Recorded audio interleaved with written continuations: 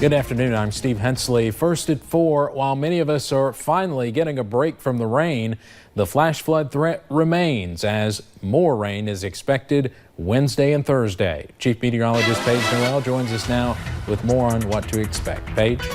Yeah, Steve, sadly it looks like those rain chances just continue. Good news is most of us getting a break for now, but that flash flood watch has been extended now until Thursday 8 p.m. So we still have at least 2 more days of just rounds of showers and storms. You can see that also has been extended down to the south and to the east to include a lot more of our counties. But Interstate 75, it was a very soggy start to the day, drying out, maybe even some peaks of sunshine starting to pop up in some spots. But as we look at pinpoint Doppler, you'll notice a break from the rain. You see most of that has definitely moved off towards the east. Now we'll hang on to a few scattered chances throughout the overnight hours, but I do think we see just a nice break, at least from the widespread rain that we saw earlier this morning. You'll notice that on satellite and radar where we've just been pounded with rain throughout the morning, and right now we're looking at those temperatures low to mid 70s. Those dew points are making it feel very, very uncomfortable outside, very hot and very, very muggy. Now slight rain break overnight, which is some good news, but more scattered storms for your Wednesday. If you could be on the strong to severe side, but then the soggy conditions look to return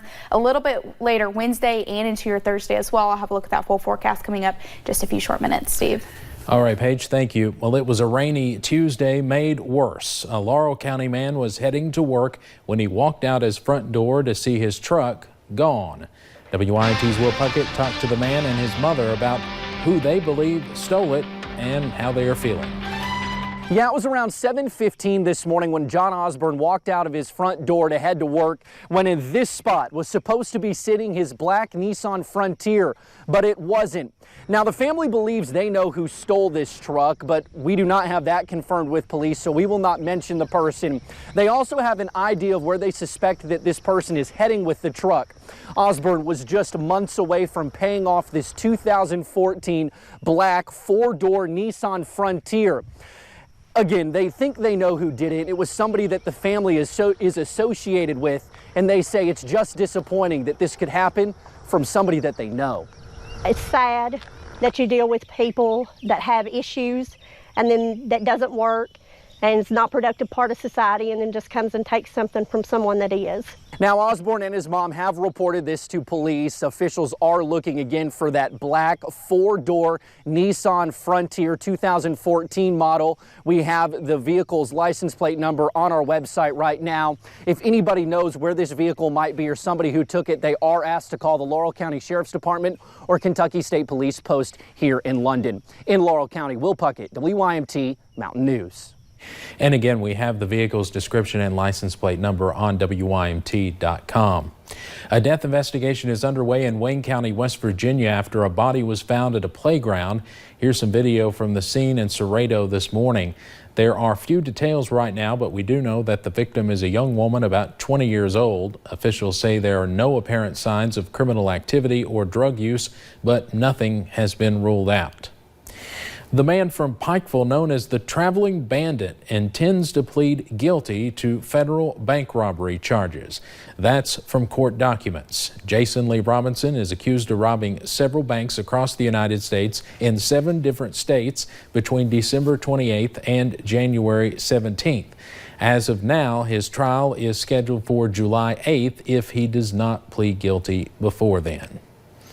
Standing in front of the Pike County Fiscal Court this morning, members of the Veterans of Foreign Wars Post 3769 asked for support.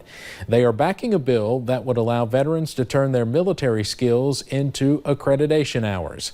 WIMT's Marianne Fletcher tells us how this could actually save lives. Nathan Sesko with Pike County VFW Post 3769 says this is a bill that could save lives. You can serve 20 years in the military and it doesn't count for even your apprenticeship hours. Sesko is looking to pass legislation to allow various vocational skills learned in the military to meet regulatory requirements in Kentucky. You're in charge of $1 million worth of equipment. Well, you come home and you can't get a job washing cars. According to the U.S. Department of Veteran Affairs, veterans are nearly twice as likely as non-veterans to take their own lives. Sesko says this bill could change that. Because whenever you're working, you're not stewing on the things that you're doing. You have that worth, you have the purpose whenever you come home. Nathan and other members of the VFW Post presented the idea of the bill in front of the Pike County Fiscal Court Tuesday morning, hoping for approval from Judge Executive Ray Jones.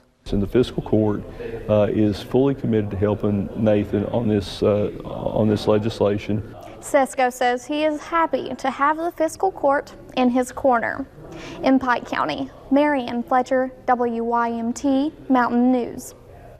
And later at 6, we'll take a look at what stopped this bill from passing in the past and how Nathan Sesko plans to change that. New laws for the state that were approved during the 2019 General Assembly go into effect in 9 days. 68 Senate bills and 130 House bills will become law. A total of 14 laws will go into effect June 27th. The new laws cover topics such as concealed carry, pregnancy, student loan debt, and tobacco. You can read about all 14 of the new laws on our website, WYMT.com. President Trump launches his 2020 re-election campaign with a rally in Orlando, Florida tonight. Supporters have already gathered in the city for a chance to hear the president's remarks.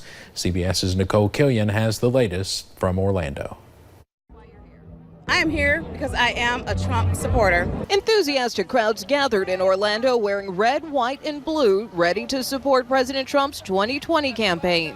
It's all Trump. I don't know what you want me to say. You got to support the president, right? The president is launching his re-election bid in a key battleground state with a rally at the Amway Center and a festival nearby. We are going to make America great. We're going to keep America great. I pray to God he comes in again in 2020. Earlier, the president tweeted, "Look what is going on in Orlando, Florida right now. Going to be wild. See you later." Amway Center holds about 20,000 people, and crowds started lining up yesterday, standing in the heat, wind, and now the rain to hear the president address his goals if he gets reelected to 4 more years. I would like to see the wall built. I believe he's going to turn America around in the area of abortion, and I'm all for him. With more than a year to go before Election Day, a Fox News poll shows President Trump losing to multiple Democratic White House hopefuls. I don't place much stock in polls. You never know where they're polling. The president narrowly won Florida in 2016 by fewer than 113,000 votes.